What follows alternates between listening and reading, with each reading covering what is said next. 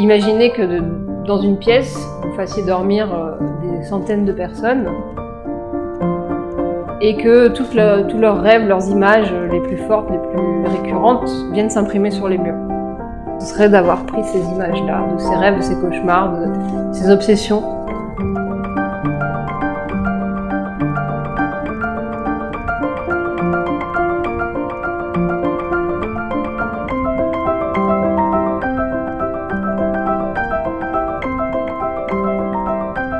Ce sont des souvenirs, souvent un peu inquiétants, un peu effrayants, un peu perturbants,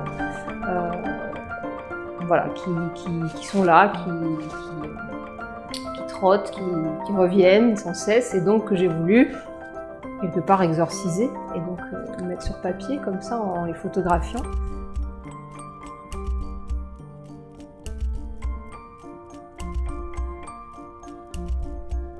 Au niveau de la technique, c'est de l'argentique pur, hein, donc je fais une prise de vue, développement de pellicule, tirage sur du papier barité, donc tout ça dans mon labo. Et puis après, je viens retravailler les images manuellement, avec une technique voilà, qui m'est propre et qui me permet voilà, d'obtenir, je crois que je pourrais appeler ça des manières noires photographiques, hein, pour ceux qui connaissent la manière noire en gravure. Même si je numérote mes images à 7 exemplaires, il n'y a jamais 2 fois la même image, puisque chaque image étant travaillée manuellement.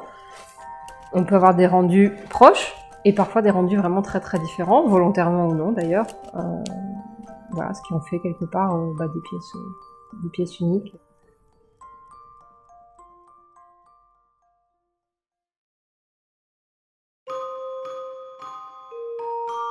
Le concept original de l'exposition, c'est vraiment donc le cabinet de curiosité. C'est rentrer à l'intérieur de la maison, du cabinet d'un homme début du siècle, début 1900. Et donc ce monsieur est à la fois un peu un savant fou, un peu un chercheur, un peu un psychanalyste, à ses débuts en tout cas, et fait des expériences sur lui-même en prenant des drogues, en cherchant à avoir accès à des états de conscience modifiés.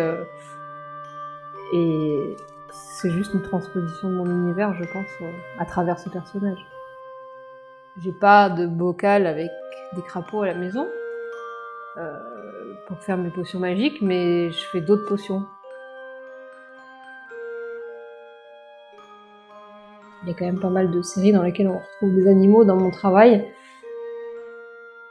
C'est à la fois parce que ça me fascine, mais ça m'inquiète. C'est plus dans toute la symbolique qu'il y a derrière que l'animal en tant que tel.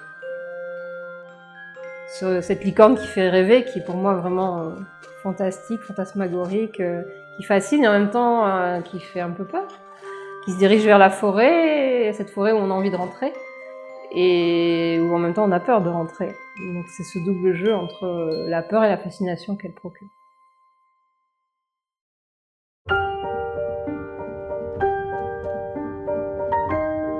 J'aime avoir les mains sales, j'aime avoir les mains dedans.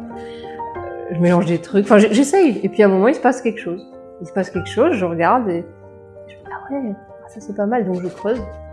Voilà, sachant quand même que je maîtrise pas mal tout ce qui est procédé ancien. Donc je me suis inspirée de la technique au bromoil pour arriver à ces tirages-là. Mais voilà, c'est un peu un concours de circonstances. Les bêtises de Cambrai, à un moment il se passe un truc, on fait quelque chose et tiens, il y a quelque chose d'intéressant qui arrive et puis on creuse.